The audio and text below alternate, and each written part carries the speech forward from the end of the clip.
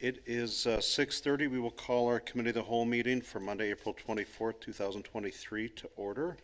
What we'll do is we have two presentations. We're hoping to get in here at the 6:30 time frame, so we'll start with presentation on the sign ordinance, sign regulation updates to our ordinance that is on our agenda tonight. So, Assistant City Manager, you have the floor.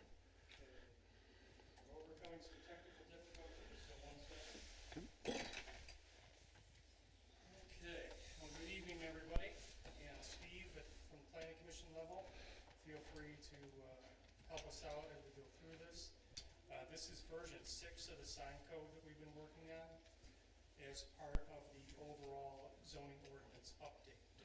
We decided to peel the sign code out for a couple of reasons that we'll get to in this presentation.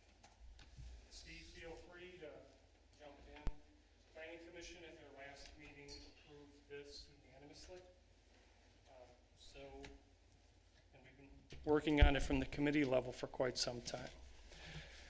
So here's where we're at, and this is the presentation, obviously, from Planning Commission. I did make one change. See, it's going to be naughty to us. So we're going to go back over there. All right. You may have heard the term content neutrality. You probably didn't if you're not in the zoning business, but what it comes down to is an interesting case of application of zoning standards. Yeah, would you do that? Appreciate it. If you look in the bottom right here, that little sign for a church, temporary sign, led us all the way to the U.S. Supreme Court. And we ended up with a decision from the U.S. Supreme Court that you can't read the content of a sign in order to regulate it, in so many words. From a practical standpoint, that creates a bunch of problems. And we've been using our existing code. This was in 2015. Our existing code has been fine. Like with everything with zoning, it comes down to how you apply the zoning code. So obviously the person or the enforcement agent in this Reed versus Gilbert case was out of line with the way they maintained their sign ordinance application and enforcement, and we end up with this content neutrality thing. So suffice it to say that your new sign code will be content neutral. This has gone all the way through city legal review twice. We have version 6 in front of you, so the sign ordinance has been thoroughly reviewed, redone, refined. So now what your sign code will do, it'll regulate the size, quantity, and location, pretty much what we do now, but based on zoning districts, as opposed to type of sign. Okay? All right. There's an easy to reference table in there that obviously doesn't look real easy to reference or use unless you're a zoning administrator. But it tends to put all of our text into a graphic display. And then there's also some descriptions for how we'll measure signs as well. Alrighty, next one. Here is the biggest thing, I think, for your sign code. And Tom, this is going to be one of those applications of the master plan. Freestanding signs, what we currently call pylon signs, would no longer be allowed unless they were specifically approved as some kind of a plan unit development district. Now, in action, we've been doing this for years. However, the current code does allow pylon signs, freestanding signs that you see. This is up in Greenridge with the X through it. That sign could stay as long as it is functional. It can be repaired, it can be refaced. If it gets knocked down, it couldn't be replaced unless they would have to go back to Planning Commission. Or in some cases, non-PUDs, they would have to go to the Zoning Board of Appeals. So the new definition of a freestanding sign is what you see in the bottom picture, which would be a sign that's mounted to the ground. And it can be up to 6 feet tall, 48 square feet in area, has to be on a masonry base. Obviously, it's a permanent sign. 100% of the sign could be electronic messaging. It's just a shift in technology. I don't think we see any 100% signs in the city right now, and it probably won't happen. But this opens the gate where if McDonald's or whoever wants to make their signs completely digital, they can do that under the new ordinance, subject to the standards that we have in the code for no flashing, no blinking, no animation, brightness, those kind of things. The setbacks are pretty much the same. Residential districts, in certain circumstances, you could have a 24 square foot sign, otherwise you'd see the 6x8s. And if you want to see what the 6x8s look like, just look at something like Westtown. Those signs going in, even though they're planning development, are a little bit bigger, but it's about that size. Okay. Wall signs are what they are. We don't need to get too deep into this. This is the Alpine Mire. Obviously, it has a big frontage along Alpine Avenue, and you can see proportionate wall signage there. That's just fine. That's for one user. For buildings that are multiple users, the code addresses that and essentially says, however many feet you lease facing the public street or the private street, that's the amount of area that you get, not to exceed standards that are in the code. I believe it's 80 square feet. So you start to see these are some applications of our current code, and really nothing is changing there. If anything, we call out some of the oddly shaped buildings. The building on the bottom is the Standale Village Mall. You can see they have a very small wall that faces M45 and all their tenant spaces interior. It's an L-shaped building. Obviously, there's a lot of signage there. They've got a lot of variances. What we try to do is not write the code to the outlier. We write the code to the middle. And then if certain outliers need to go to the Zoning Board of Appeals or have a planned unit development, there's that option available to them. All right, let's go to the next one. These are signs that, projected and awning signs, they're currently allowed within your Standale downtown district. We are going to allow them throughout the city. I don't think you're going to see many of these in the city. We currently, I think, only have one awning sign, which is in Standale for that iPhone store. I don't think you're going to see a lot of these, and the justification behind that is look at the buildings they're attached to. These tend to be fairly urban core style signs, but we will allow those just in case, and they will be allowed 1 per 50 foot of wall frontage. Obviously, you need clearance and projection limitations. This would all be subject to a building permitted as well. All right, next one. Window signs are something that we really don't get into very much, but the code should still address them. So they're semi-permanent by definition, interior mounted, so they can't be on the exterior of the window. No permit would be required. They could be electronic, but you only get one electronic sign per site. So that's regardless of the type. If you want to have your freestanding sign, a wall sign, or a window sign digital, you only get one. And then there's obviously standards for electronic messaging. Now, this is where we get into, you put something in the code, and obviously that this is difficult to enforce, right? So I just want to address this. 25% window coverage is what's in there in the new code. Except if you're in an industrial district, it can be 100% as long as you can see through the sign. There's some translucent layering, which is more like the dental sign you see in the middle. The top picture is the O'Reilly Auto Parts on Alpine Avenue. You can see, the judgment, the application of the sign code, they're probably doing what the code, at least in intent, is looking for. It's not to jam all the windows with signs. The dental one in the middle is something that I think community standards would find acceptable.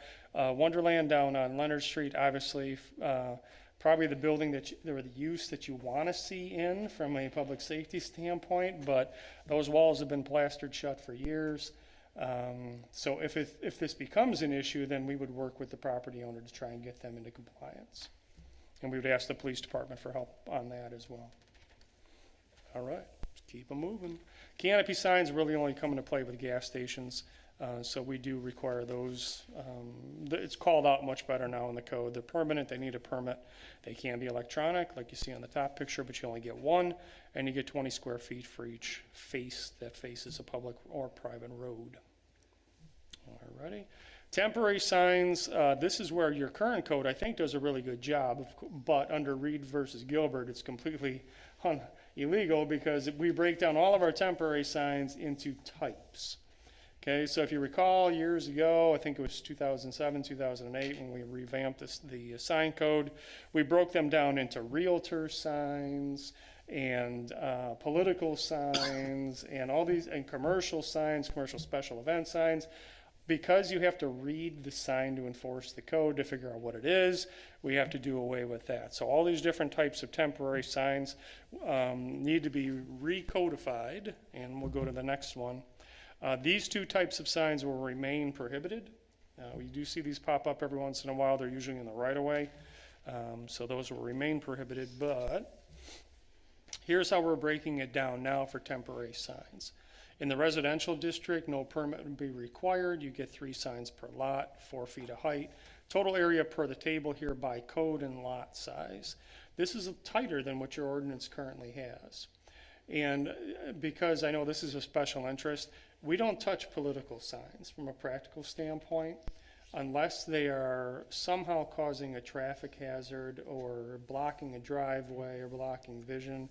Otherwise, when people call about political signs, we say, hey, look, that's just protected speech, and it's not only election stuff, it's also free speech issues. And we tend to be hands-off on that, unless the sign is creating some kind of a traffic or pedestrian issue. So that's for residential. No permits would be required for temporary signs. In the non-residential, everything else, you would need a permit. You can get 2 permits a year. Each permit's good for 30 days with 1 30-day extension. Pretty similar to what we do now. Not a huge change there. You get 3 signs per lot. The big change is the height in the area comes down for these commercial type temporary signs. And we chase these quite a bit. Standale, we chase them. We have, car dealers like to put up a lot of temporary signs. We don't chase the American flag. That's protected free political speech. But, all the other stuff that outdoor uses tend to use. We currently have quite an allowance for temporary signage. And this ratchets it down. Now, are we going to hammer everyone on each square foot of a sign? Probably not. But if you've got 2 and they're the feather flags or whatever that you saw on the previous slide, then we're probably going to be able to work with you through a permit. But giant temporary signs in the right of way, those are not going to be allowed under the new code. All right. Last but not least, because I know we want to get to housing next. This is one of the main drivers for why we're peeling the sign code off the whole zoning ordinance update. It's because of what we currently call billboards, and we'll have a new legally acceptable new description of large off-premise freestanding sign that we will put. I know it's silly. It's a billboard. We tend to shorten it, but it's a very litigious situation, and we have already had billboard companies coming in saying that, we want to convert to electronic, and I say electronics aren't allowed. I know the next thing is going to be we'll have a court case sitting on our desk. So here's what we tried to do here. We know the technology has changed, but we don't want to lose control of the 31 plus billboards that we have in the city. Most of those billboards are conforming, some are non-conforming, just a zoning term. Most of them lie along 96 or 131. Walker has a lot of frontage on those 2 highways. So what we're looking to do here is try to not create a bunch of nonconformities with billboards. That's not what we're trying to do here. The column on the left, those are all the standards you currently have in your billboard ordinance. So the spacing, height, setbacks from residential, setbacks from each other, size, that all stays the same as in your current code. The difference would be that electronic messaging would be allowed. However, there's a couple of standards that kick in. You can either have new billboards that are electronic messaging, or you can do retrofits. And I think we're going to be asked to do some retrofits, but they have to be 1,000 feet between the signs. So it's a subset of the overall pattern for your billboards. So we already have a couple of electronic messaging signs in Walker. Both are by litigation. The one you see on the bottom right here is the original Lamar lawsuit from back in 2013. It's next to the never-ending concrete pile adjacent to the Grand River. And North Park Street Bridge is in the background there. 96 pavement is in the front. This is something that Lamar put in. The technology was fairly good. It's subject to illumination controls, and we haven't heard anybody say anything about it since 2013. We negotiated that out by saying to them, why don't you put that sign where the most traffic is? Because they originally wanted to have one in front of Meyer Corporate, and I think there was another spot too. It may have been this one. So we said, why don't you just do two sides where the traffic is the highest? And that was the settlement back in 2013, subject to the illumination controls, which wouldn't change. And then one more I think we've got. This is the newest litigation with a billboard company. This is in front of Flexco. And they were essentially the same thing. They said, we want to do an electronic billboard, and we told them we can't do those in Walker. They're prohibited by code. So we went to court, and they originally wanted to do change over one of our big commercial signs just south of 4 Mile on Alpine to a billboard. That one we would have won on because the zoning wasn't appropriate. It's commercial. This one is one that our attorney said, you know what, we're probably gonna lose this one. So we agreed to settle. This is the same size as the one out by the concrete pile. We also did get use by the city. I forgot how many hours per year we get, but it's a substantial amount. So I work with Nicole on that to make sure that if the city wants to put something out there, we get a hold of them and that we can get some advertising time. So there is a little bit of give and take on there. And you know what? At first it stuck out like a sore thumb, and now I think it just kind of blends in with the background. The technology is much better than it was in 2013, and as long as we keep up on the illumination standards, it's not a a bright shining thing that distracts you, particularly when it's raining or something like that at night. They're operating it fairly well, and I think that was out. I can't remember what company did that, but. So that's what that one went in, and appears to be doing okay. And I think that's it. So that's a lot about signs, probably more than you wanted to know. The takeaway point is that Planning Commission did adopt or recommend adoption at their last code review here on the 5th of April. Steve, feel free to chime in. Yeah, I'll just quickly say this comes as the result of learned experience from the situations we've encountered, and glad to just finally have something in place. It's been a long time coming and a lot of work by Frank, so thank you very much for all you've done, and I think we're ready to go. Good.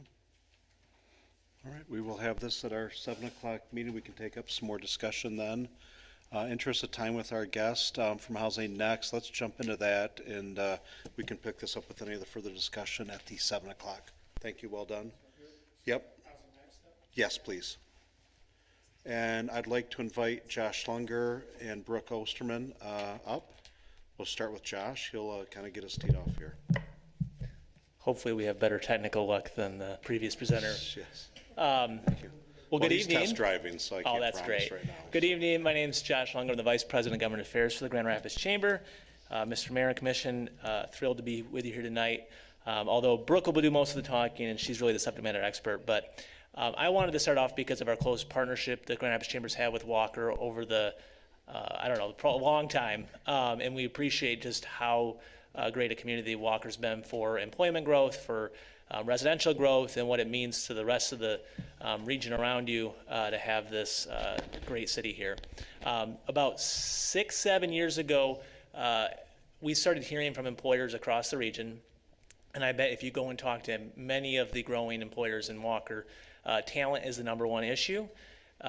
We started seeing housing pop up as a significant barrier to not just attraction, but retention of employees, particularly those in many categories of workforce that I think Brooke will touch on.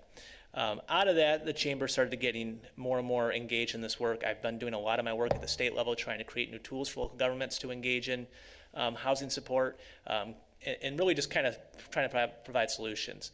But one of the most effective things we've done at the Chamber to address housing challenges is by taking a great program called Housing Next out of Ottawa County and investing in bringing it into Kent County. And so now Brooke has joined the Housing Next team, is really leading their efforts across the 2 counties and potentially future more of the region, because it is a regional issue, but every community has some role to play in it.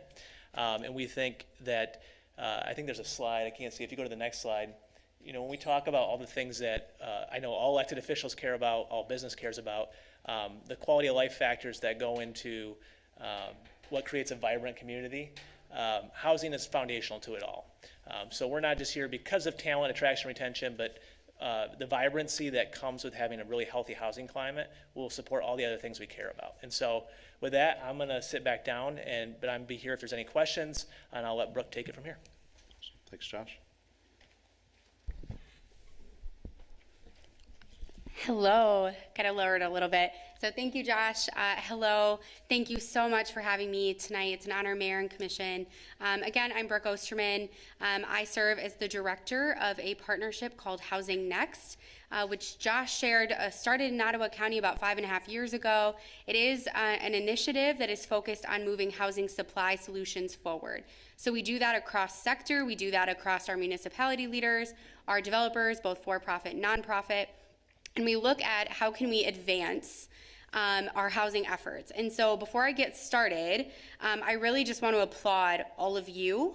I want to applaud the City of Walker. I had the honor of attending the State of the City last week, but have seen the behind the scenes of getting all of that housing online, and that's critical. This is not the way I start out a lot of my presentations, right, is thanking for all of the work that has been done.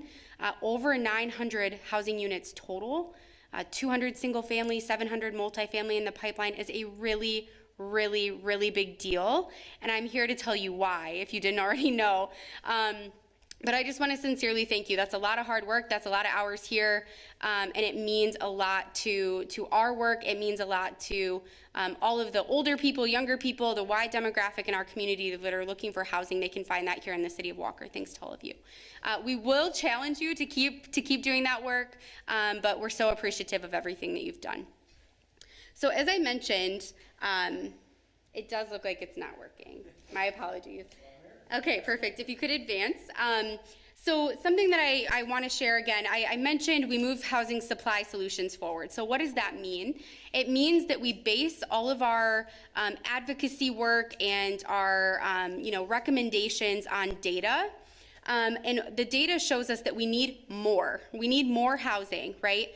But what the data has shown us in our most recent housing needs assessment, which is really what I'm here to share with you, is that we have seen an increase in the need for housing, the demand for housing at all price points just over the last 2 years. So we did a housing needs assessment back in 2020. Obviously, since then, we've had a pandemic, we've had construction costs increase, we've had interest rates increase, and so a lot of challenges on the housing system. But what we saw is what was a 22,000 unit shortage just 2 years ago in Kent County is nearly 35,000 units and climbing. That's why what you already have in the pipeline is such a big deal, because we have a huge and growing gap in what is available at all price points in the community. If you could advance the slide. And you go ahead and go one more. I'll just show kind of the overall need I mentioned is nearly 35,000, right? So this is the number 699,000 units. If you could advance, we'll show you what that breakdown looks like. So in the housing needs assessment, it breaks down with the city of Grand Rapids and then the rest of Kent County minus the city to really give us an understanding of what the communities look like. Go ahead and hit one more time and one more. Perfect, there we go. My peer in this likes to do a lot of transitions. So the need, when you look at that number, nearly 35,000 units, what does that mean for the City of Walker and any of the communities outside of the City of Grand Rapids? That number is over 20,000 units across the for sale and rental, multifamily, single family, and at all price points. So it's a very big need. What I'll share in a few slides is what that breakdown kind of looks like, but just so that you know, that 20,000 actually represents about 15,000 for sale opportunities or single family typologies and 5,000 rentals. So it is kind of a 3-to-1 ratio here. In the City of Grand Rapids, it is about 50-50, so that looks a little bit different. Next slide. So the other thing that I just want to point out that we don't want to lose sight of in all of this is the people it affects, right? So we have a lot of individuals and households that are benefiting from the fact that there is a housing shortage, right? We've seen our values of our homes, go up. We've seen all of those things happen. And so that is a great thing, right? But we also have folks that are challenged. We have people who are trying to enter the homeowner market and are able to really break into the market. We also have folks with mobility issues, right? So they have a large home and they're stuck. They want to downsize, they want to look for other opportunities, but they can't financially make that feasible because of increase in cost. They can't find anything, and because, of course, interest rates will have gone up significantly. And next slide. So something that we're seeing that we just want to highlight is you'll see in the data we have a lot of higher income earners coming into the market. It's a really great thing. Again, we've got population growth, we have wages increasing, we have a lot of amazing things happening here, but we also are seeing that our higher income earners are displacing our workforce. And so we're looking at teachers and public safety officers, and they are unable to find housing here. And so when we have younger, richer, whiter people looking for housing, we do see a shift in our economics and demographics of our neighborhoods. And so we need to be looking for opportunities to help increase availability and affordability. Next slide. Something that we look at for a healthy market is vacancy rate. Our vacancy rate is incredibly low. We look at, for a vacancy rate of 5 to 6% to show a healthy market. We are below 3% in the city and in the rest of Kent County as well.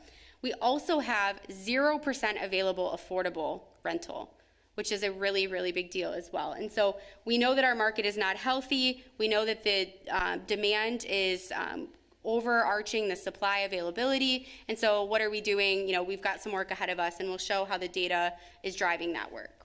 Next slide. So this is our gap. We mentioned that we support Kent and Ottawa County. So you'll see that this is the breakdown between, you know, what we talk about is normally affordable, kind of our workforce, our missing middle demographic, and then our market rate housing. You'll see that the largest need is really for our workforce, those that are working and unable to afford market rate because of the lack of supply. That is our greatest need. And what it shows here is that we have just over 18,000 households in Kent County. But as I mentioned, we are regional, and so the entire shortage for Ottawa and Kent County is nearly 50,000 units, and you can see the breakdown in what that need looks like here. Next slide. So this is the change. I mentioned we had a housing needs assessment in 2020, and our demand has increased 59% since then.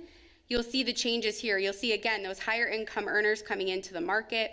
You'll see an increased need for the workforce development housing, but you'll also see that we've done a really, really good job at producing really that workforce development housing, more affordable options. And again, that's a nod to all of the work that you've done here, that we're not seeing great increases, but we're staying relatively stagnant here. Next slide. So the housing gaps we break down based on AMI, area median income. So what that means with salaries is in the green line there.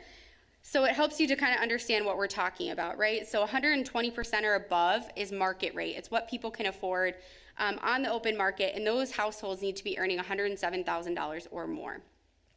When we look at households that are workforce development households, we're talking about anything under that, all the way down to about $44,000 per year. So those are the folks that are struggling the most and where we see the largest gap. So these are kind of the overarching numbers, but again, highlights here are that really what we're looking at is an increased need in market rate. We do see a need for that, but we see our largest gaps in that workforce development housing. So folks earning just under $107,000. Next slide. Here's a breakdown of what that looks like. So I mentioned our highest need is workforce development. It's actually followed by market rate, and then lastly, affordability. So I want to highlight that our greatest need here, just over 18,000 units, is a really big number.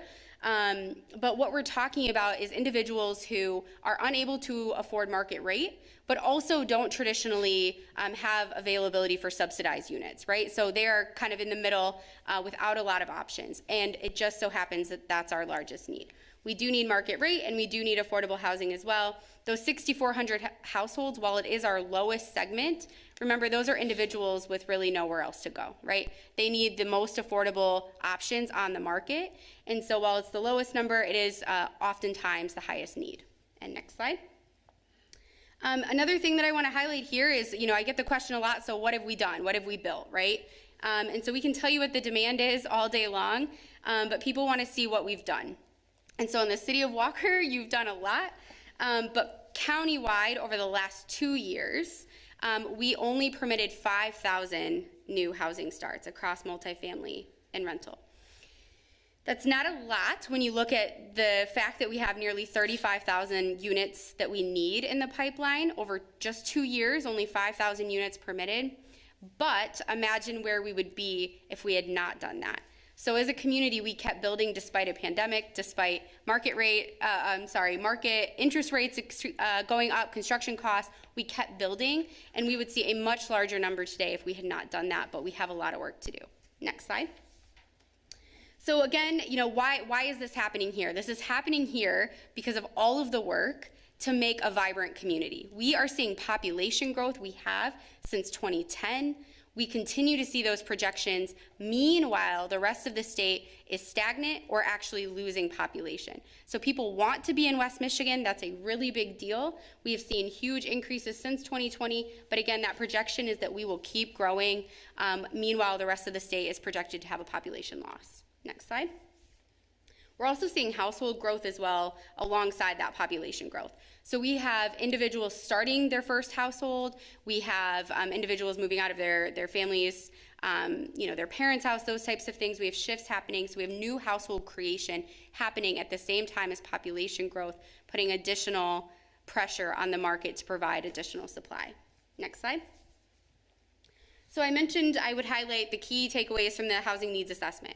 I will share it is publicly available at housingnext.org. You are all welcome to read it. It is 200 pages long, so I am bullet pointing out for you, but you are welcome to contact me at any point, and I will make sure you get information from that housing needs assessment. But again, I mentioned that there is nearly zero vacancy in affordable rental options. Here in Kent County, I also shared that the need for for-sale housing product is 3 times that of rental product, although rental is still significant. We have had a reduction in the overall percentage of the population that is cost burdened. We measure that by individuals who are paying 30% or more of their income on housing. So the fact that we have less people who are burdened by their housing is a great problem, but I also want to highlight that there is a dynamic point to that data. We are also bringing higher income folks in, and so there is that at play with that data. We do see the greatest growth in rental gap coming from households earning $50,000 or more, with rapid growth in for-sale housing for individuals making $100,000 or more. We did see rents escalate rapidly, especially around market rate rentals, and we also saw a completely diminishing housing stock below 200,000, which is probably not a shock to any of you here. But something that I do want to highlight is that we continue to see the prices of homes increase as well. And that is something that we saw in this housing needs assessment with 2022, just last year, having the highest percentage price increase in Kent County. So the prices are still going up because of that lack of supply. Next slide. Another thing that I just want to cover again, I mentioned that we also have some disparities when folks are renting. They are more cost burdened than when they have home ownership opportunities. And we also know that renters are disproportionately people of color. And so when we're talking about this issue, we're talking about how it impacts the communities that we really want to have thrive here in West Michigan. Next slide. So a couple of things to highlight, right? So I've told you the need, I've told you that it's a great thing because we have population growth, but those numbers can feel very overwhelming. The good news is that we are doing amazing things as a community, and we can solve this issue together. So Kent County invested a significant amount of their ARPA dollars in creating a gap financing tool to allow for more projects to come through in the pipeline. And so we have a lot of projects that are held up because of cost, maybe some that you've already approved that are struggling to get through. That loan fund will be available to them at a lower interest rate because of that investment by the county. The county also provided $500,000 in a program we will be administering and making recommendations for that will grant municipalities dollars who are looking at more residential opportunities. So if you are interested in that, I'd love to have that conversation. Of course, you're already doing amazing things, but I know there's more work to be done. So that grant program, and then of course we want to highlight the zoning changes that the city of Walker has already made around all of your residential opportunities, and some of your partners across the region as well who are doing the same thing. Those are having a huge impact at the local level and really helping to drive change. Next slide.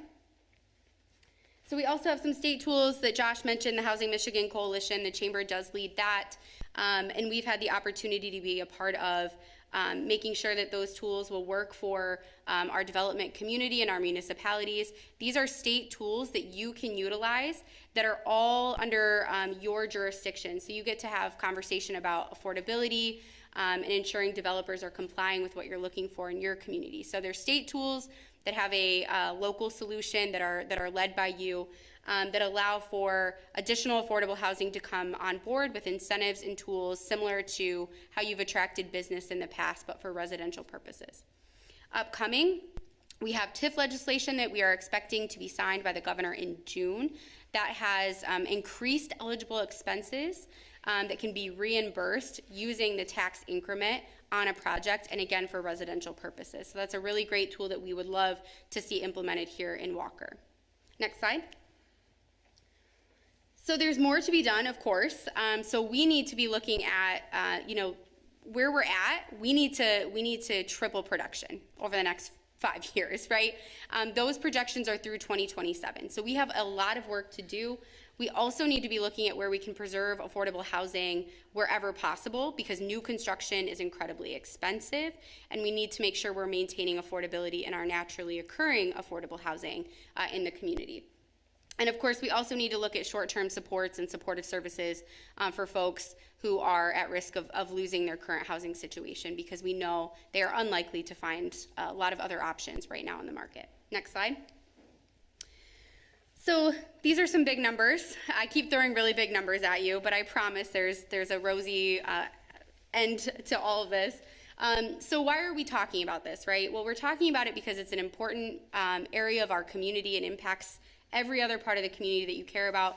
We're also talking about it because we need to be innovative, and we need to look at what we can do locally. We need to push our state and federal representatives as well, which we are doing, but we need to look at what we can do locally, because we know that if we were to just subsidize our way out of this issue, if we were to look for these resources at a federal level, it would cost a lot. It would cost $120,000 per home to have there be affordability in the home ownership opportunity, and a $60,000 subsidy for rental, just to bridge the gap between the cost and what people can afford. That's a $1.8 billion subsidy over just the next 5 years for Kent County alone. So that's a lot of money we'd be looking for if we wanted the federal government to solve this issue. We also know that, of course, we also have cost burden individuals, and so if we were to add in the cost of making their homeownership opportunities less cost burden, that would be another $1.5 billion. So it's a really big problem, a really costly problem that we have to find innovative solutions for. Next slide. So I want to highlight, you've maybe seen this slide before when I've come out and presented, but the good news is in a lot of ways we can do things locally to make a big difference, right? And so the way that we use land, as you all know, I'm preaching to the choir here, but is a huge opportunity locally to find innovative solutions for housing right now. And so here we have highlighted kind of the larger lot size on the top and what we traditionally zone for.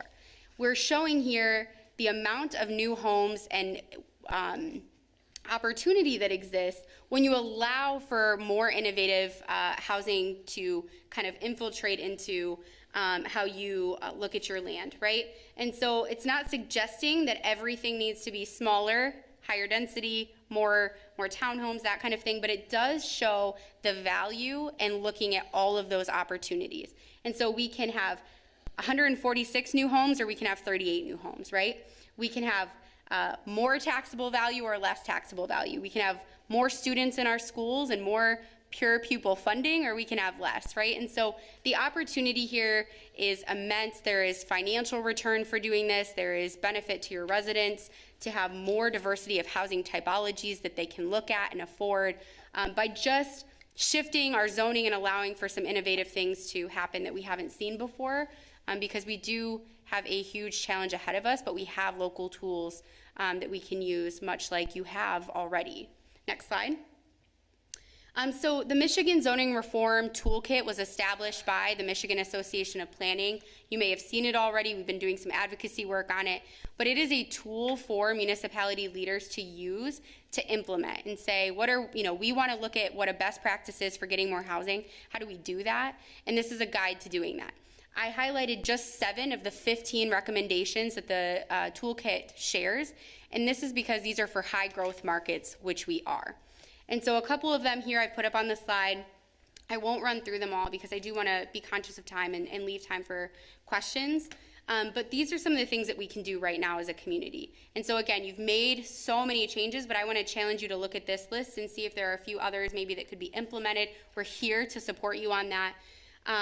But parking minimums, dwelling unit size, I mentioned if you can look at smaller units, smaller lot sizes, that makes a really big deal from an infrastructure cost and a housing cost for folks, and then doesn't require the same level of subsidy because we've now increased the affordability just in the build. We can also look at density and height bonuses, allow a wider range of housing types and lot sizes, as I mentioned, allow townhomes, condos, those types of things. And then, of course, collapsing zone districts. So not having so many, differences between how many housing units are allowed in each, but allowing it to be easier to navigate for folks and just say, the purpose is residential. We want to see this type of residential here, and we're going to allow for that by right as a huge opportunity. Next slide. I keep clicking like it's, I'm sorry. So yes, West Michigan, I just want to share, we've got a coalition of a few thousand grassroots advocates that they sign up where they live and where they work. And so if they're here living or working and signing up for our coalition, they're getting news about what you're doing. They're getting news about the incredible work that you've done. They're showing up to support projects. They're showing up to support policies, give input into master plan processes. And so we want to use that coalition. So please let us know if there are opportunities to do that. And I also want to share, of course, that the legislative tools, as well as the grant funding that is available to you through the Kent County program that we will be making recommendations for, are asks out of this, direct asks out of this.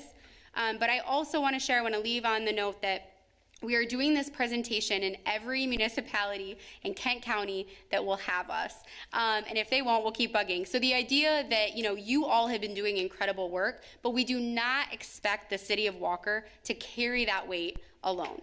We are having conversations in all of our communities and helping them alongside with the technical assistance to add more housing supply and be a partner in that with the city of Walker. Last slide, I think. Perfect, just my contact information. Again, I'm Brooke Osterman with Housing Next. It was such a pleasure to be here. I'm happy to take any questions.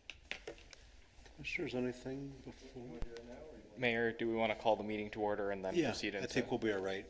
Perfect. You're right for a couple minutes? Yeah. Okay, Yeah. perfect. Thank All you right. so much. Thank you all. Thank you. All right. It is 7:14. We'll go ahead and call our regular city commission meeting to order. And I'd like to invite Commissioner Babcock to deliver the invocation and lead us in Pledge of Allegiance. Let us pray. Lord, we come to you today to seek your guidance on all decisions that we make, that they may be made with purpose and in the best interest of the community as a whole. We seek your blessings over the community members within the city of Walker and ask that you calm the hearts of the anxious, heal the bodies of those battling illness, and create peace for those suffering hurt or loss.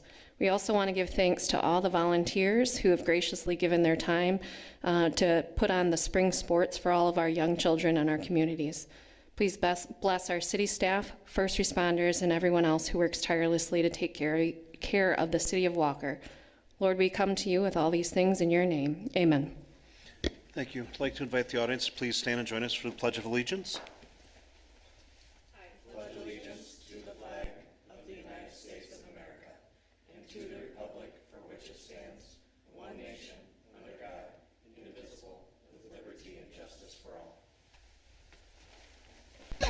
Madam Clerk, would you please call the roll?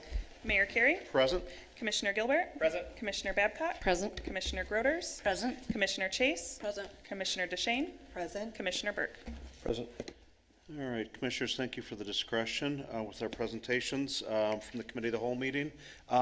We can pick back up, and I'd like to invite Brooke up if there is dialogue questions coming around. A lot of data in there. So I'm going to come to my left first. Commissioner Burke.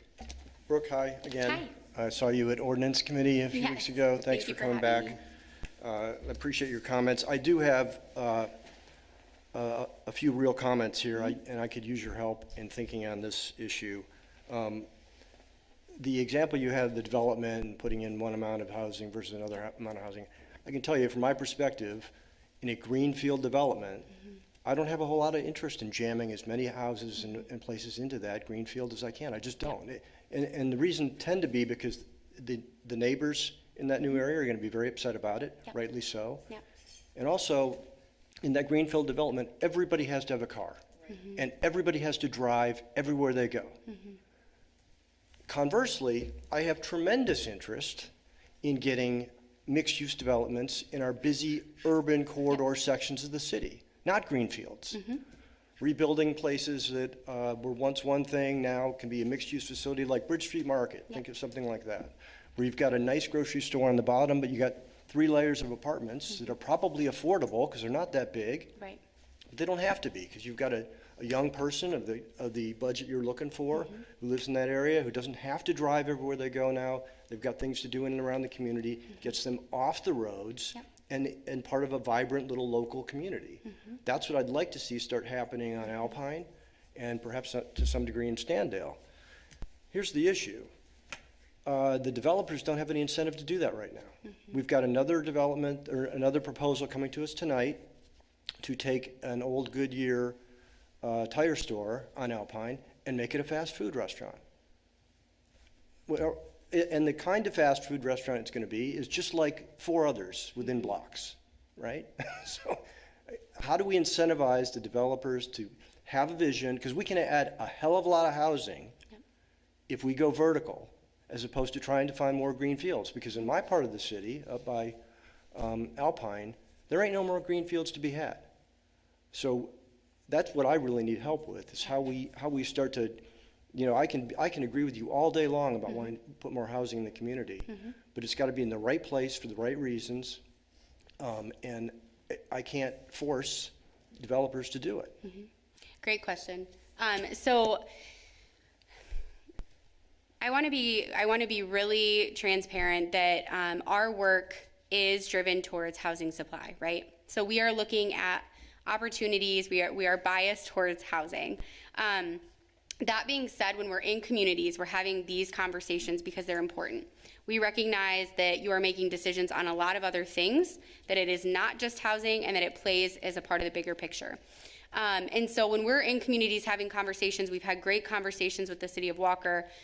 We aren't going to be pushing for everything here, but we are going to be looking to support the opportunities that are available. And so we want to have conversations with you as a partner. We're here as a partner of all municipalities here in Kent County.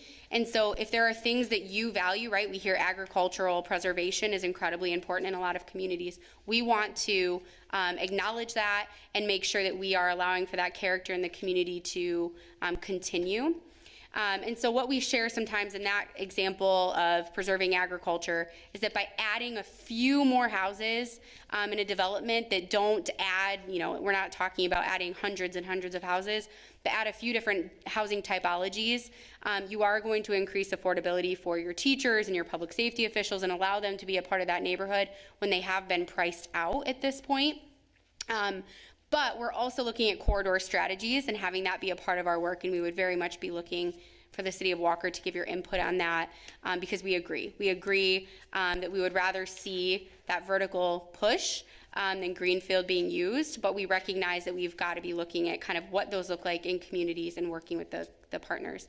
Our tools right now that were mentioned for the legislature, we are working on what additional tools could be advocated for, incentive tools. Those incentive tools are part of the work to incentivize development in other places as well. So we're happy to take feedback on that. We are talking with developers and they're giving us their insight.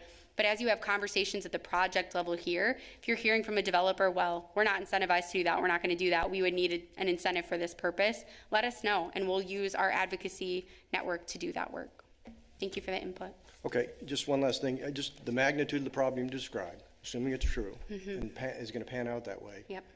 Onesies and twosies ain't gonna cut it. You're gonna have to dramatically increase vertical housing in those urban corridors, and we're gonna have to find ways to incentivize that Yep. with developers. Yep. And I don't know how to do it yet. Yep, great comment. I would say from our perspective, again, it is kind of a both and approach, right? We need all opportunities for housing and we need to look at how we maintain the character of our community but allow for folks to live there who aren't currently living there. But we agree with you. As I said, the corridor strategies that we're talking about right now are looking at how we could potentially get something like 60,000 new housing units on those corridors. And that would severely alleviate the pressure to put housing in other places. Commissioners, coming this way. Yep. Nice presentation. I agree a lot with what Commissioner Burke said. I mean, we need to build up.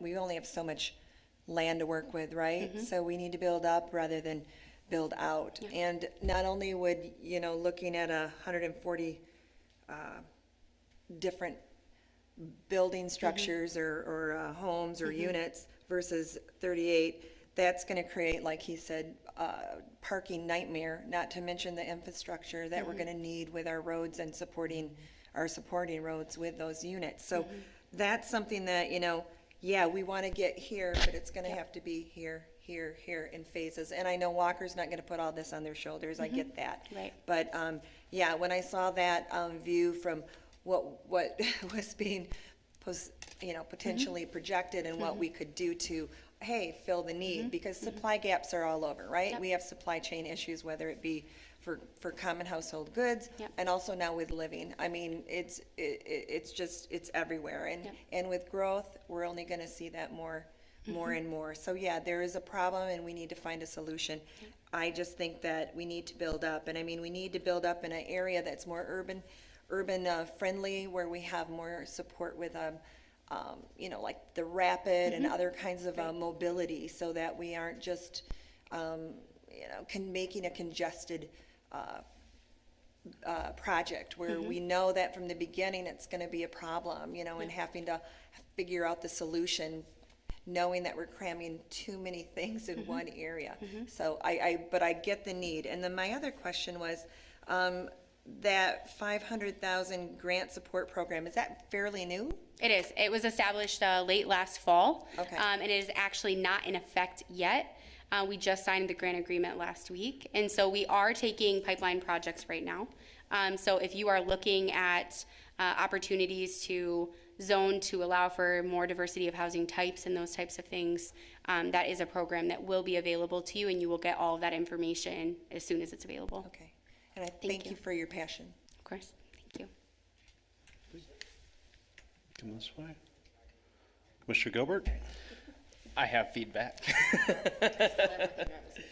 No, I appreciate you coming, Brooke. It's always great to have our friends from the Chamber and Housing Next here to help us have a meaningful discussion about housing, because we do have, I think, a visible need to increase housing supply. That's been my experience. I bought my home in 2019, and even then there was issues with housing supply. I've been involved in this world of housing discussion for some time. I have reviewed the housing needs study. All 200 pages. Yeah, I bet you have. Yeah. One of the few. What I will say is that I believe, and I'm proud to say that I think that we in Walker have done much of our share of the work to increase housing supply across Kent County, right? We've had some pretty significant major developments come through the city, and I think that we've borne a lot of the weight of increasing some of that. And I do want to give a lot of credit to our members of the Planning Commission who do bear much of the brunt of those projects. I had the delegate to the planning commission here, so I can't say enough about how challenging it can be to get those projects across the finish line, and some of the weight that you bear doing that. So thank you to those folks, and I think they are a big part of this. We approved another 22 condominium project, unit condominium project last Wednesday. So we're inching towards the goal, but I think that there's still more to be done. I think, to Commissioner Burke's point, there's a lot of appetite for us to get more innovative in the way that we're approaching solutions, right? And I think that that's where I think that the conversation comes to our level, where we need to have a more pointed discussion about how do we want to approach solutions, right? One of the things that I've talked about, and I probably don't make eye contact with Frank while I talk about this, but I would love to see us look at raising and we talked about raising the height limit in the city for mixed-use development, right? I'd love to see us go to, maybe it's 6 stories for mixed-use developments through some type of change to the zoning code to allow some type of incentive to get more innovative about the way that we're doing some of this redevelopment, the way that we're making progress on some of these goals, because we talk about wanting to do these things a lot here, but I think we're still not seeing those steps start to unfold in front of us, right? We talk about the goals, but we haven't seen the movement that we're looking for.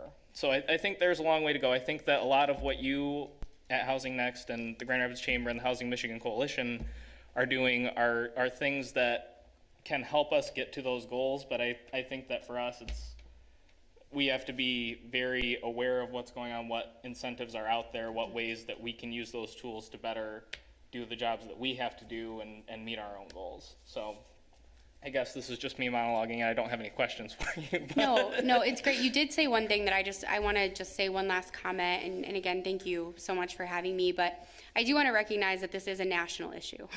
Right? This is not a City of Walker issue. This is not a Kent County issue. This is not a West Michigan issue. You did see from a population growth perspective, right, that we are maybe shouldering things a little bit differently because we aren't expected to see the same type of challenges that the rest of the nation is, because we are seeing some of those better trends. But with that comes a lot of need for more housing. And so at the local level, we're putting a lot of conversation around the zoning changes and those types of things because it's what we can do locally. We are advocating at the state and federal level and would want your input on that as well. So again, thank you for having us. We do recognize it's a really big issue and it's not just a West Michigan thing, but we're here to support in West Michigan. We're here as a municipality partner for you. So please call us. We're happy to come out and have conversations and benefit you when you're having a conversation with the developer. We partner with them too, but we're here to connect and make progress in a way that is beneficial for the City of Walker and what you envision for your community. So thank you again, and feel free to reach out. Thank you so much, Mayor. Thank you, Brooke. Thank you, Josh. Thank you to our co-pilot down there. See you. Yes, thank you, sir. Yes. All right. Thank you, Commission. Good discussions. The next item on the list is approval of minutes from the April 10th, 2023 City Commission meeting. If there's no discussion on said minutes, I'll entertain a motion for approval and support, please. I'll make a motion. And support. DeShane, Commissioner Babcock. All those in favor, please say aye. Aye. Those opposed? Thank you. Next on the list is public comment on any agenda items and agenda items only. If you do, please come forward. Looks like the red light is on. If you just share your name and your address for the record, and the floor is yours. Hi, Mark Radering, 2608 Miller. I want to make a brief comment on the rezoning.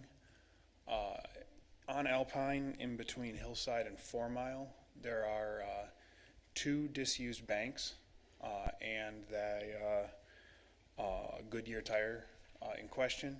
The one bank near Hillside appears to be often used as a goods exchange for the homeless. The other one is now covered in graffiti, and that Goodyear tire is pretty ugly and is full of trash in the back that you can see from my neighborhood.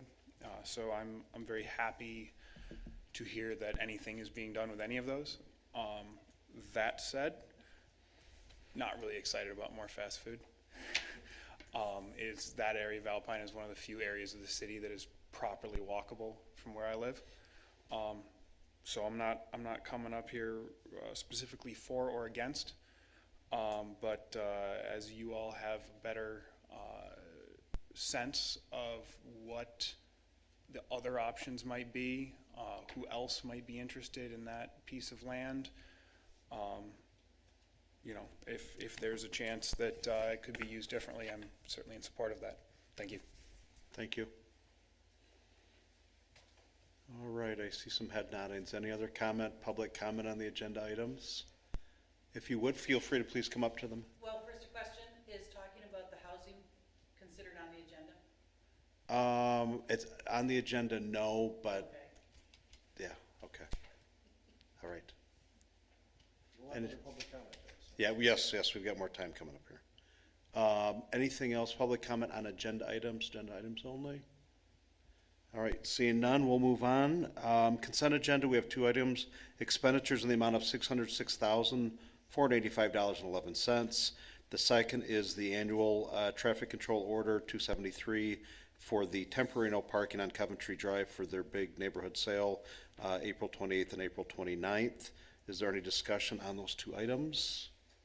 Seeing none, I'll entertain a motion for approval and support, please. I'll make a motion. I'll support.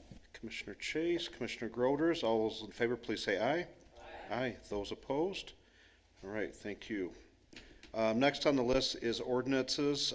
First reading is ordinance 23-671, zoning ordinance amendment, Article 14, sign regulations. Any other discussion? We have time here for Mr. Wash. Excellent presentation. Thank you, by the way. We have some great context on things. Boy, how the world has evolved since 2013, hasn't it, for us? Isn't that the truth? I think I remember as a new commissioner sitting in one of those sessions dealing with the legal issues, so. All right. I did have a No, couple fire away, questions. Commissioner. I gotta find it now. Pull it up.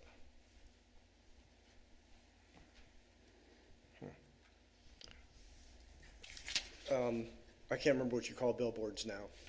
Whatever that ridiculous new name is. And I can't find it, so fill in that ridiculous new name, we're calling them billboard, but I just want to make sure pylons, despite the fact that a billboard is on a pylon, it's not considered a pylon sign, is that correct? That's correct. The quote-unquote billboards are called out specifically as large off-premises freestanding signs. So they're actually defined as such. So there's a difference between the two. No, And there's not. It's No, the off-premise. No, there's not, all right, Off-premise. all right, fine, Frank, I'm not going to ask you to change it. Don't ask me why. Can you tell me what other cities in the area are doing as far as their sign futures go? Well, some communities changed their sign code a long time ago. When the Reed versus Gilbert case came out in 2015, the planning advocates and the planning conferences throughout the state were fairly aggressively telling everyone to change their sign code. So I think you've probably seen quite a few of those ordinances updated to be similar to what we're looking at now years ago.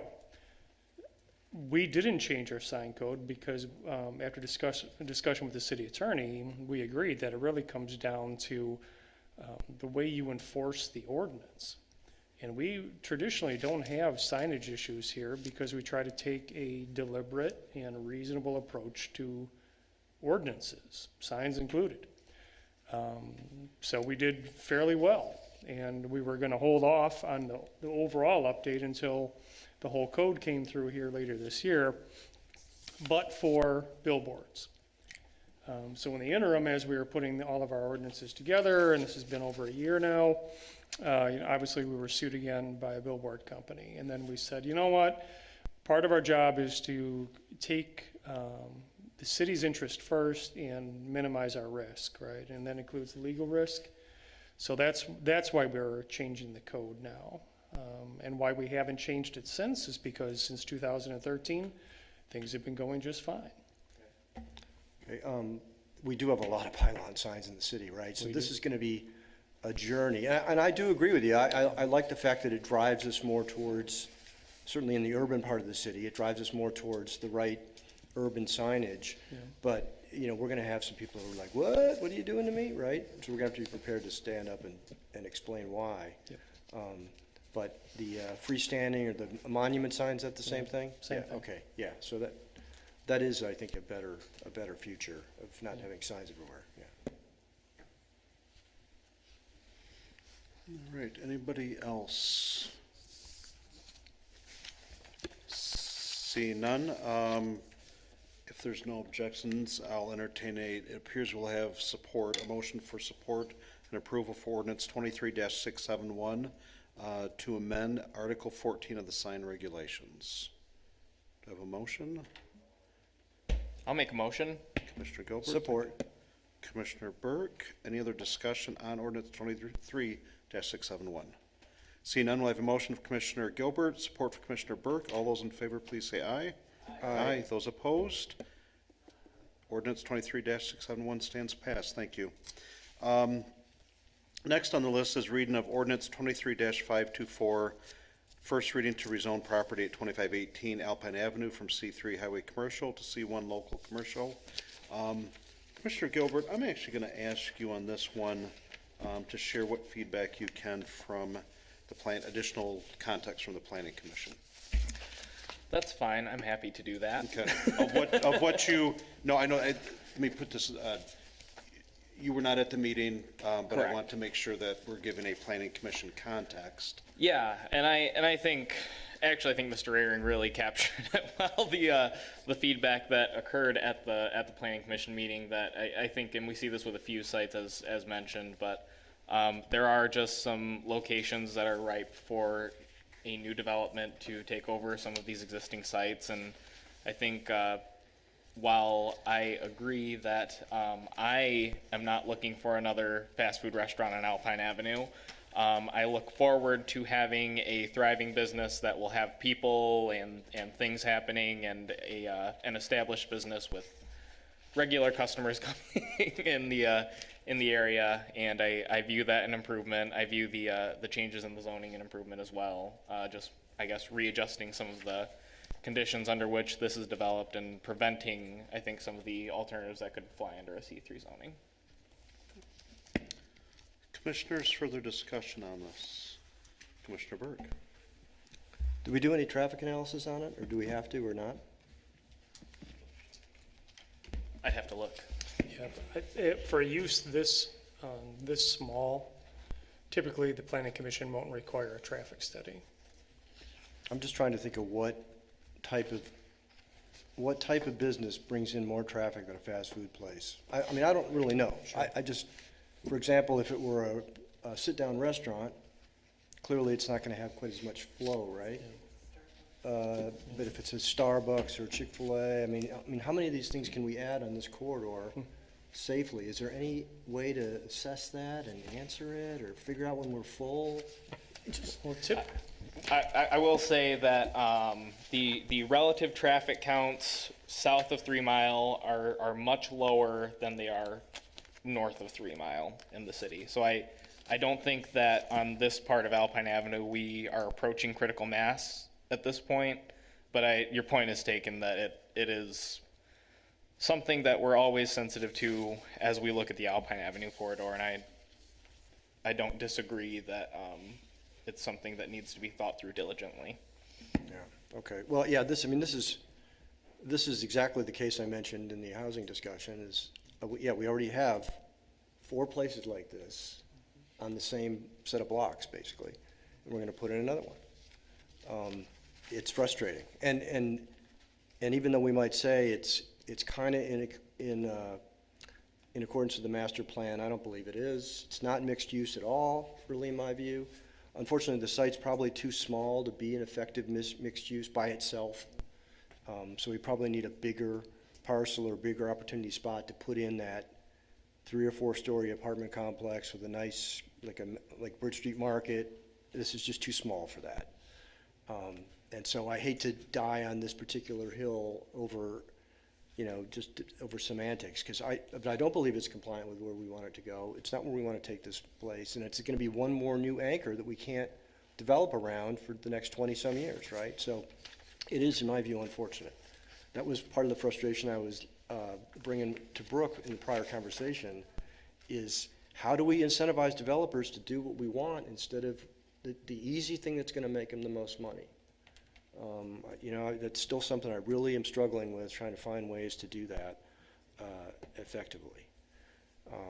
So I'm disinclined to approve this, but there's a strong counterpoint, and that is C1 is better than C3. So if we're rezoning it to C1, that's at least an improvement, right?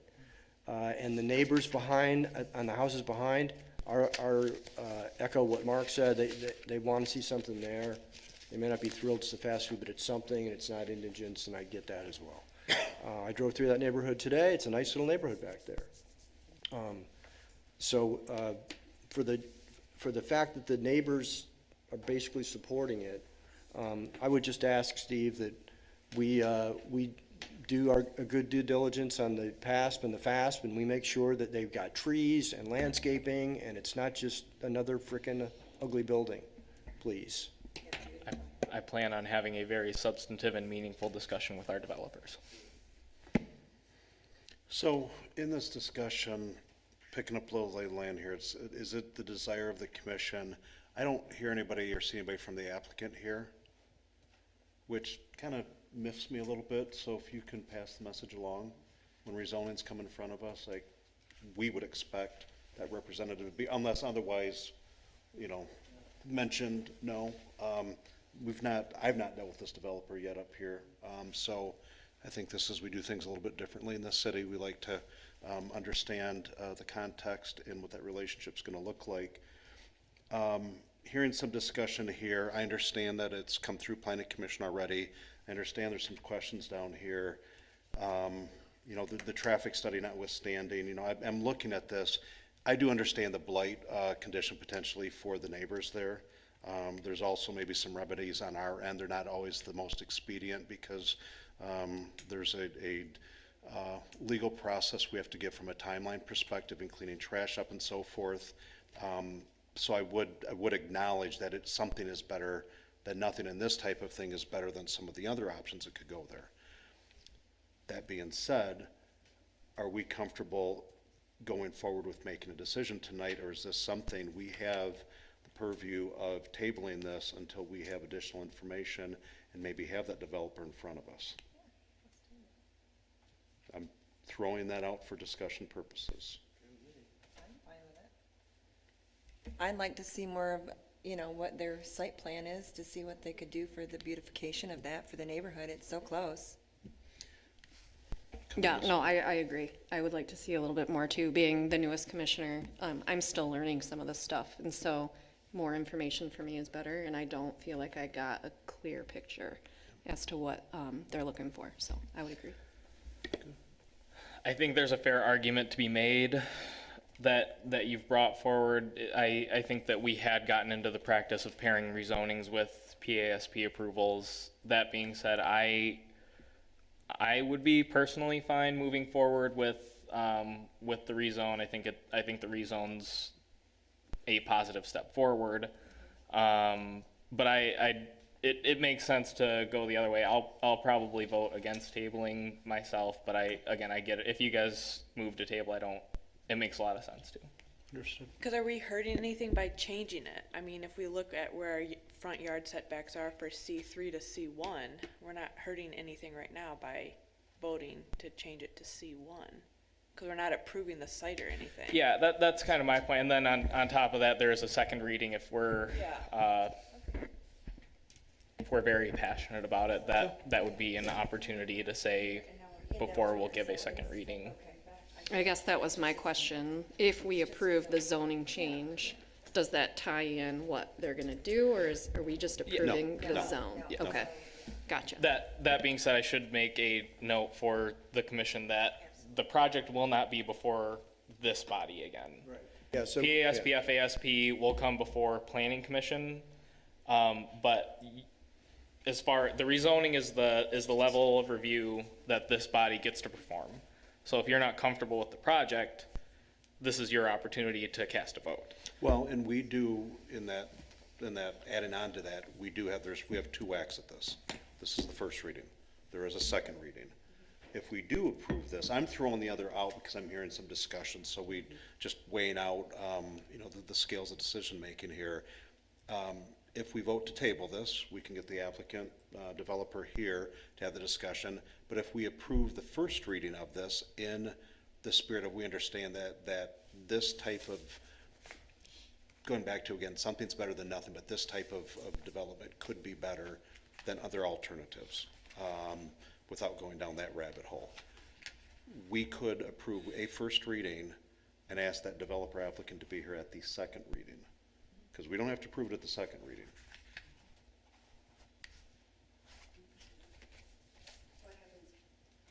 What happens if we don't approve it tonight? Then they have to start all over and bring this back to us a second time. They would bring back the first reading of the rezoning when they had whatever, depending on the conditions we table upon, right? We would table upon conditions, and once those conditions were met, they would come back to us with whatever we had requested. I think it is a little bit different if we approve, in the sense that they don't have that obligation to those materials in the same way. I mean, we could say that if you don't bring these back, we won't approve a second reading, but it's a little bit different in terms of the formality of it. Understood.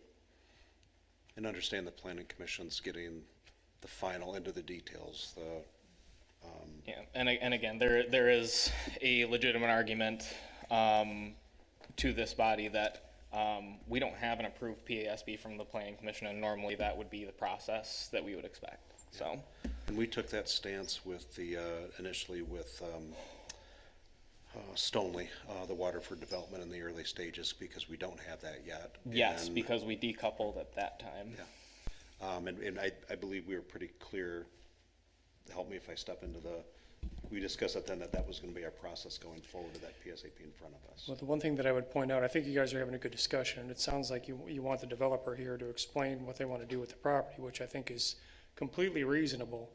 The zoning district that it currently is and what they're requesting is not a planned unit district. So there is no PASP and FASP.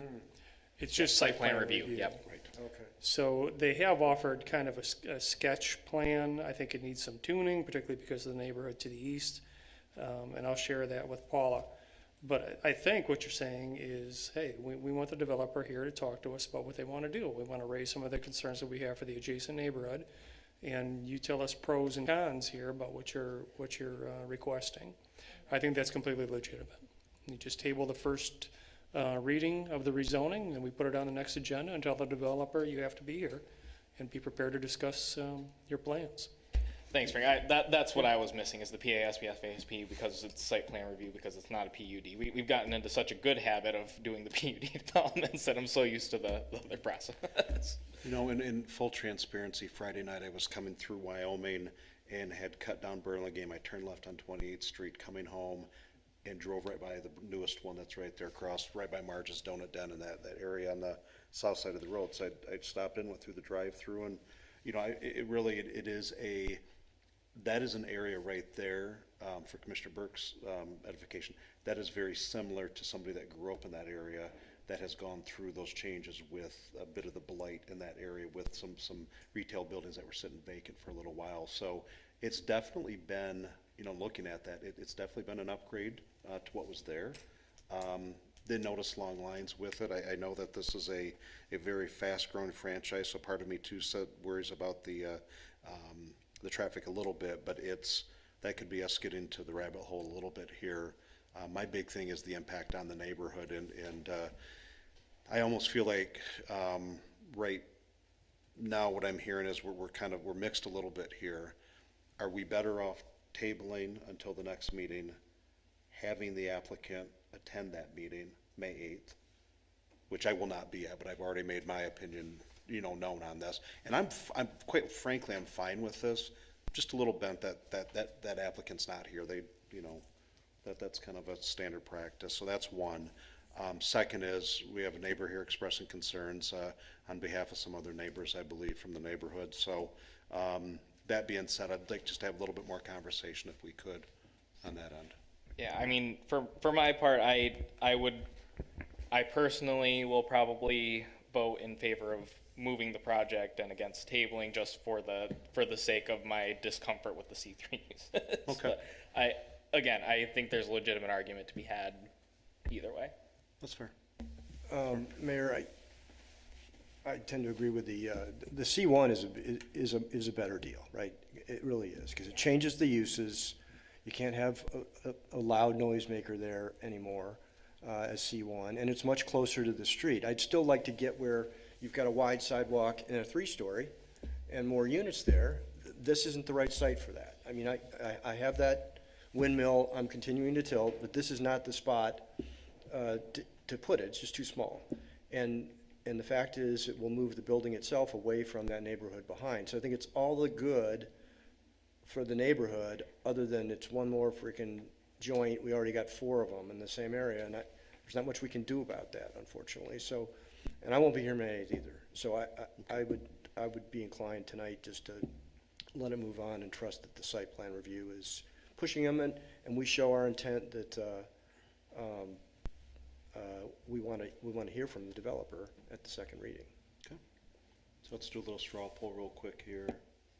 I'm okay. I mean, C1 is better than C2. 3. I'm sorry. I know what you meant, yes. Yeah. Yep.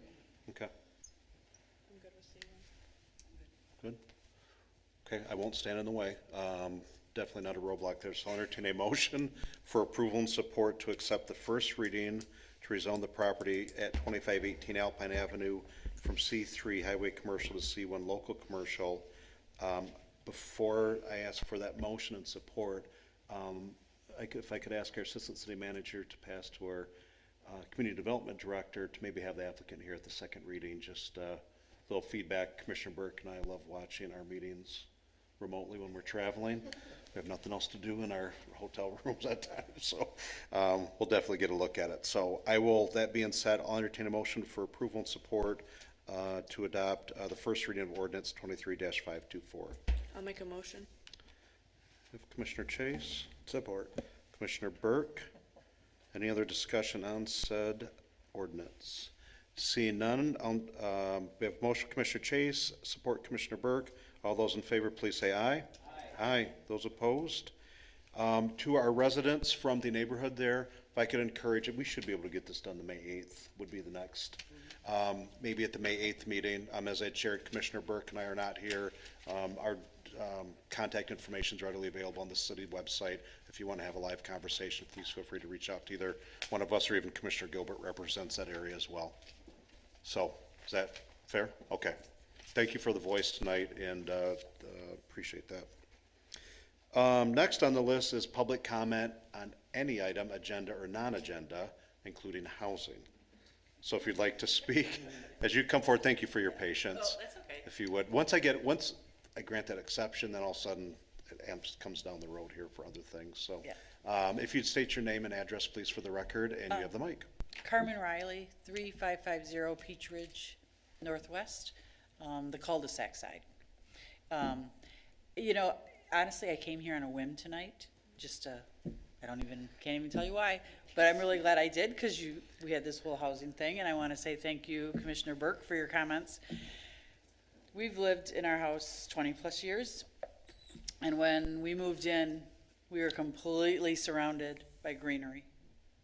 Orchards, I mean, phenomenal. We loved where we lived. I know we moved 15 minutes from the middle of downtown Grand Rapids, so to think that nothing was ever coming our way, but we're crushed. We are crushed in the middle of 3 sides. Really, we have a little road that's next to us that helps a little bit, but we're crushed. We're completely surrounded by business now. We're industry. I mean, think about when you drive through places and you see those weird little houses in the middle of some industry, and you think, why would they live there? And that's me. And I didn't buy into there, but we bought into there, and then the market completely crashed. We lost tens of thousands in the equity of our house when that happened. We survived through that. Now we're in a position where the market is so high, we could sell our house for a significant amount of money. We still have to buy somewhere else, which we probably couldn't get the same acre and the stuff we have if we sold and moved somewhere else. So we're stuck in this weird industry, and now Alpine Township is putting 1 million houses in Graceville. And I recognize that that's an exaggeration, and I know I couldn't bring myself to go to the last Alpine Commission meeting. It's just been, I get constant emails, because we're right on the edge, right across the street, we're Alpine Township, and so we've gone from this beauty to like just, and we try and keep our yard as green as we can, so we're in the backyard and it's green. And I appreciate what Commissioner Burke said, because what you decide impacts us, and it impacts us financially. I mean, we live in a nice house. I'm thrilled with where I live. I like my neighbors, but we are stuck. I mean, it's not like, we can just, we're going to retire in a few years. I don't want to sell my house and take on another mortgage. And when you start thinking, I hear them talking about all this more housing being crammed in around us and more businesses around us, it is stressful. And we are stuck. We will probably be there another 20 years. And we have people that live on 4 Mile on the corner. We're not on the corner. So the 2 people live on the corner, they're dreaming of the day they get some business offering them $1 million for their lots. And eventually that'll probably happen, because you allowed a FedEx across from Kenowa Hills High School. So the odds of that not happening eventually are probably pretty slim before I'm dead. And then I'm going to be backed up to whatever business is allowed there. And we're not idiots. We know when will it happen. And that's why Commissioner Burke is actually my commissioner, so thank you for your comments, because that is what you do. We've been crushed. 20 years, our house has been all over the financial value, and so that's kind of my comment. I just need you to really think, when you make some of these decisions about where you're putting all of these houses or all of this industry, there's 12 houses on my road. So it's not like you're impacting millions of people. But we matter, and I've been paying taxes 20 plus years with not much consideration. And I know that we have term limits, so that's not any of you for some of it. But that's kind of my statement from coming on a whim today. So thank you. That's pretty good, thank you. All right, any other public comment?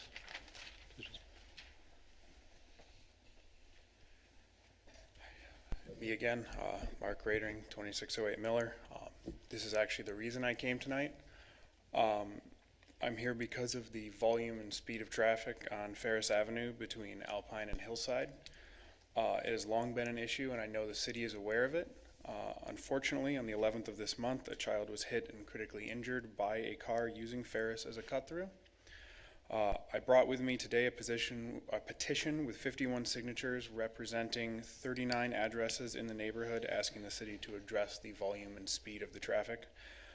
While this petition only mentions Ferris, I would like to make clear that the problem extends to the entire neighborhood, specifically Landcamp, Annie, and Miller. I see the city has recently put up a unit to study traffic and give feedback to drivers about their speed. This is good, but even if permanent, it is not sufficient. In a 2019 traffic study of Ferris, over 10% of the vehicles were doing more than 25 in a 35. During the week of the study, 7,129 cars were observed driving through our neighborhood of 107 homes. Building a sidewalk down the entire length of the north side of Ferris would be greatly appreciated and would be a step in the right direction for the neighborhood.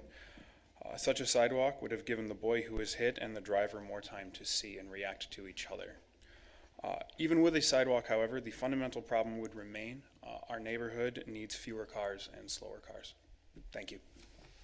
If you have the signed petition, do you have a copy of that, or is that the only? Would you This is a please advance and share it with our clerk, please, so she can enter into the record? Debbie, right down at the end, right there. So that's a copy of that, correct? Thank you. And if I could ask our clerk, please enter it. Thank you very much.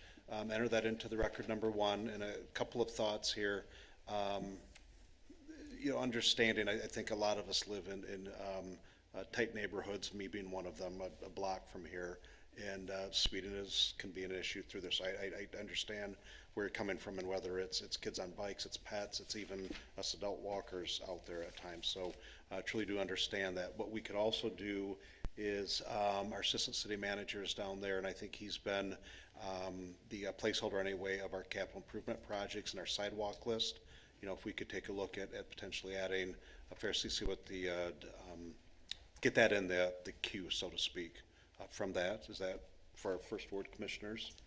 So a couple of thoughts here, making no promises of without specific actions being here.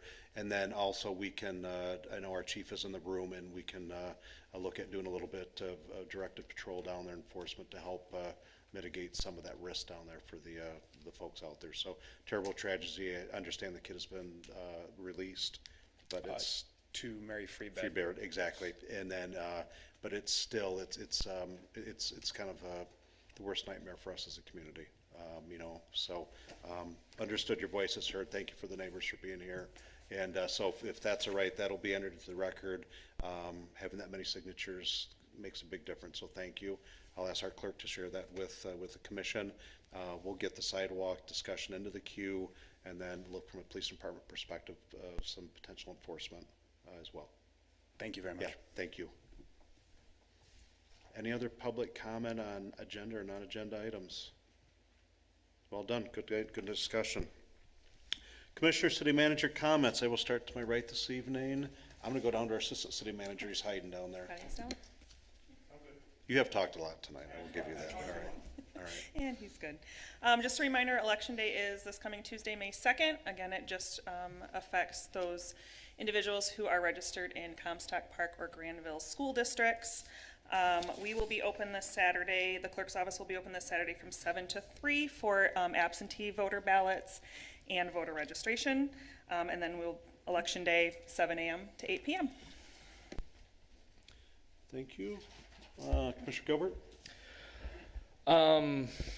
Okay, I'll start with the sidewalk piece. Appreciate our friends from the First Ward coming and joining us. I do plan to hold a Mobility and Infrastructure Committee meeting on May 8th prior to the City Commission.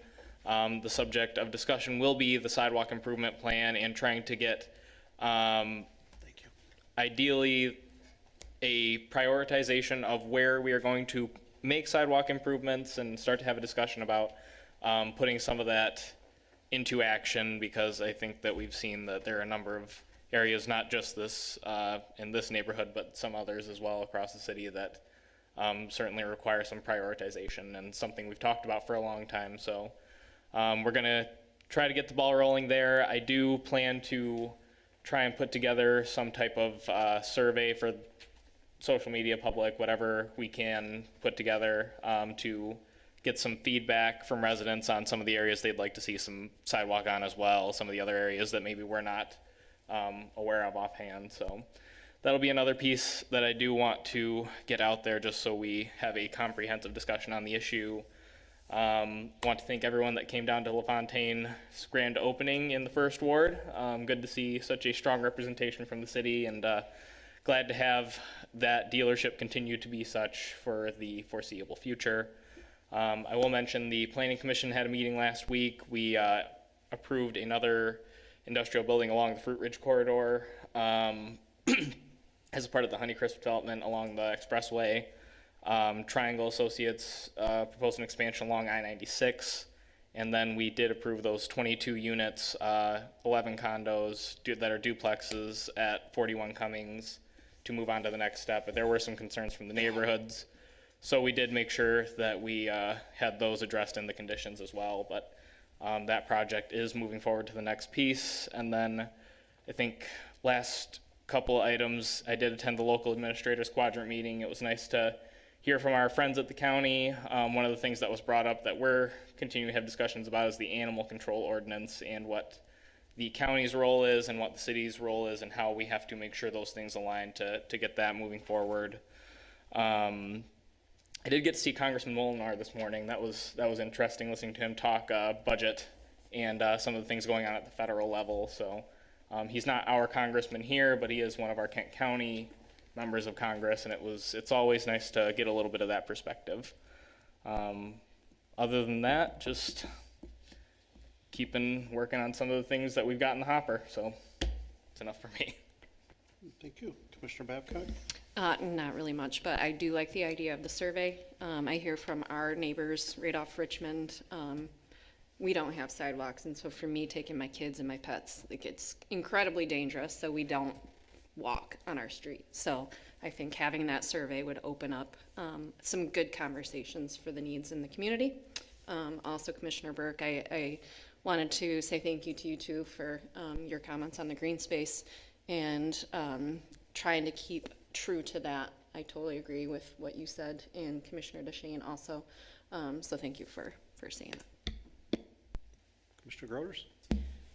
Okay, I had attended the annual meeting for our Area Agency on Aging today, and just had a brief conversation with Senator Huizinga and Representative Glanville. It sounds like we're making some headway on getting the senior center rolling at Station 3, so I was happy to hear that. I did receive, and this is on another subject regarding housing, I'm also kind of stuck. I would love to sell my house, but I also don't want to pay what I would have to pay to get anything else, besides the fact that there's nothing in my ward where I could move to, so, you know, short of living in my trailer, I guess. And I won't be doing that. But anyways, I got some statistics today that reflect the issue that we already all know about. But Greater Grand Rapids area today, 663 active listings, and only 216 of those are below $350,000. So it's not just Walker, and everybody knows that, it's nothing new, but 982 pending solds, average price of $368,900. And 2,200 properties have already sold this year to date. This is Greater Grand Rapids area, average price of $333,600. So, you know, I'd love to sell my house too, but I'm also, you know, I've been there 32 years, and, you know, and I cringe at the prices that are out there, and I just can't even begin to think that I would have to pay that for another house. So, that is all. Oh, great speech, by the way. Thank you. State of the City event was well done, very well done. Thank you. Commissioner Chase? Commissioner DeShane? Yeah, I will agree with that too. State of the City, nice event, well attended, great message. I'd also like to just take a second to thank Chief Manko for his help and support and assistance with regarding a resident that was hurt on the trail by some, let's say, mischievous kids. And I appreciate your speedy feedback and letting other officers, personnel know to keep their eyes out for that area. So, you know, I think it was probably a one-time incident, but if we start seeing more of that and I get a call, I definitely will reach back out to you, but really appreciate your quick response. Thank you. Commissioner Burke? Sorry, I got a little bit more. Love the La Fontaine event so much that I went and bought a car there the next day. Wow. They did not give me a deal, and I did not ask for one. I did not expect one. May 8th, I have to be out of town, unfortunately. So I'm sorry, I can't be here then. Commissioner Gritters and I are going to a senior neighbors event next week at Meyer Gardens, their annual fundraising dinner, or lunch, excuse me. I appreciate Mark Ratering coming. We spent probably an hour, Commissioner Gilbert and I, on Friday at Starbucks with him, going over various ideas for Ferris Street. When I started 2 years ago. The first meeting I had with Steve Gilbert was at Starbucks, and he gave me a list of his top 10 concerns in Ward 1, and one of them was Ferris Street. And I'm sad to say we really haven't made a lot of progress. Made a little bit. Your suggestion, Mayor, I already talked, I should have copied you, I apologize. I talked to the city engineer on Friday, and we're spinning back up the data on the research we have done for sidewalks in that area and how much it might cost. So that, you were thinking what was already something we were working on. I should have had you copied on that email. We talked about a few other strategies, some with lots of pros and cons. The pocket park idea I've mentioned before is another possibility to maybe calm things down on that street and gets a little bit of green space in parts of our cities. That's another thing we kicked around. Anyway, I'm sorry it had to come to this to get more attention to this matter, but by God, we're going to get attention to it. Thanks. City Manager. Just two quick things. I'll steal your thunder, Mr. Mayor. This Thursday morning at 9 a.m., our building maintenance supervisor, Julie Zalewski, is going to be retiring. That's good, because she's going to be mad at you for bringing it up. I know so she is, that's but all right. 9 to 10:30 here in the chambers, if anybody's around. It's going to be pretty low-key, as you know, Julie, low-key, doesn't want anything big, but she will surely be missed, everything she's done for the city for over 20 years.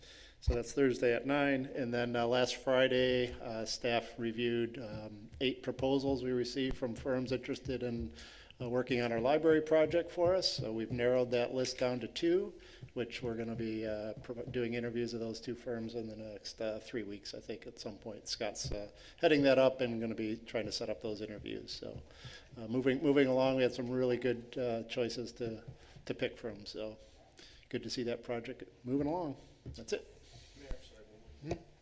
Apologies, but just because this crowd can maybe do something about this, I'm not liking the brief that they gave tonight on the housing thing. I mean, it's a massive crisis according to their data, huge numbers. A couple extra houses here or there ain't going to cut it. We're going to have to find ways to go vertical.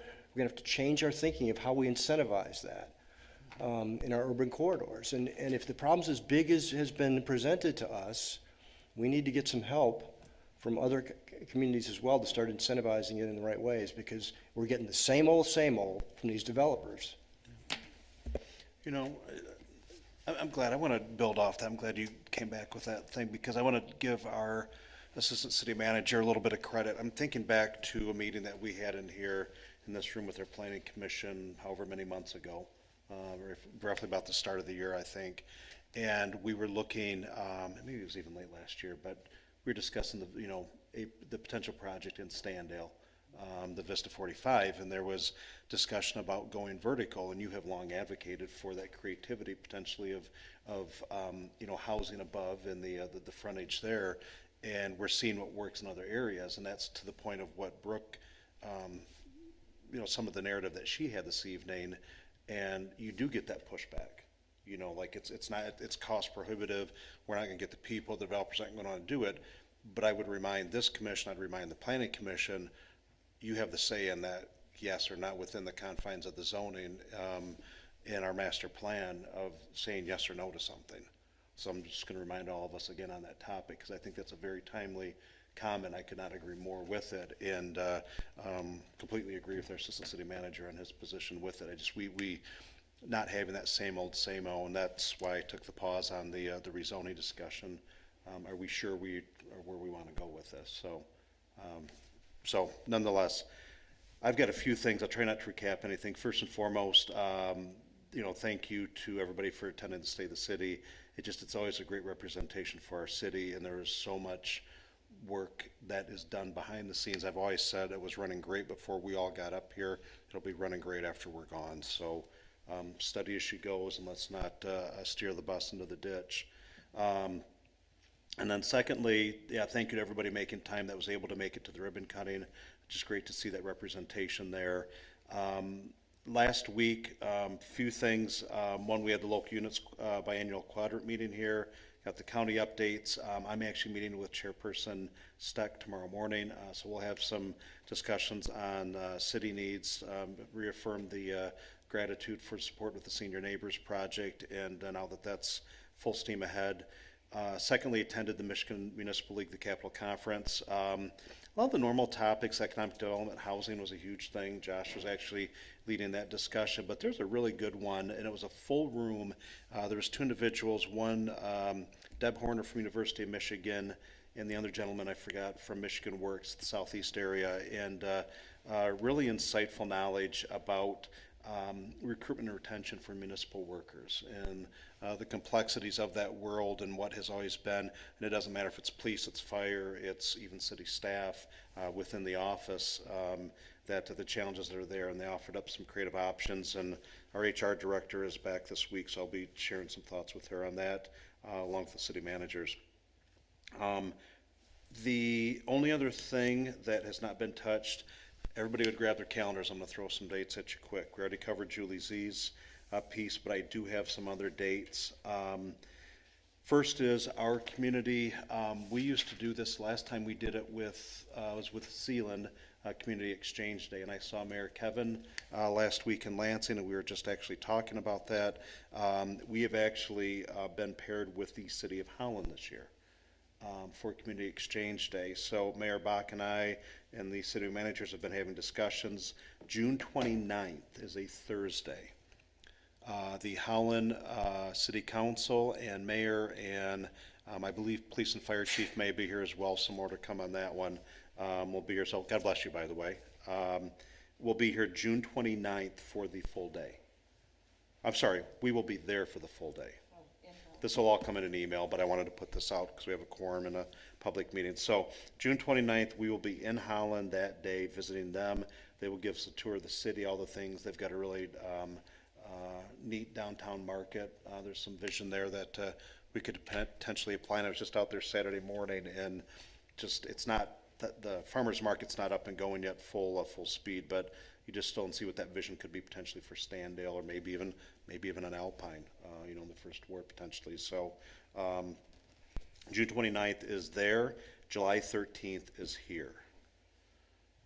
And they'll be here for the full day. So have asked the managers to help me with that agenda and getting that together, that we're gracious guest as well as gracious host, and having them. So I'm kind of excited. There are some similarities with some of the operational city aspects, but there are some differences with the cities too. And I don't want to be closed-minded to that and say, okay, well, they're different, they're waterfront, what have you. There are some things that maybe we can take maybe from zoning approaches. There could be housing approaches, whatever it may be. Will be some good dialogue. So those are the two dates. I'll get that to an email communication, placeholders for all of you. And then another one is on June 7th. And Daryl, I don't know how much of the city commission, I know everybody has their day jobs and so forth, but June 7th is Developer Day with The Right Place. Want to let everybody know that we've been asked to play host, and actually we'll be I think on a big bus. It's called Developer Day. They did it for the first time last year, and they picked municipalities to bring developers to, some from the area, some from outside the area, and they come into the community and they go to potential development sites. They are really looking for, I think, from a soup to nuts thing, but we have some, and bless you again. We're actually looking for some key different areas. We're going to look at the Standale area, Alpine, some different things city managers putting that list together for us. So that'll be another one that will be asked to be on the bus and just be host at these different things and ask questions. So know that that's out there. And then the last calendar item I had, National Day of Prayer, that we always host here in the chambers, is May 4th at 11 a.m. That social media communication will be going out in the next 24, 48 hours of us hosting that event, and hoping again for a full house in here with participants. So quick for the good of the order, anything right to left, Madam Clerk? Commissioner Gilbert, Babcock, Groders, Justice Shane, Burke, Assistant City Manager, City Manager. I'll entertain a motion for adjournment with support, please. So moved. Support? All those in favor, please say aye. Aye. We stand adjourned. Thank you.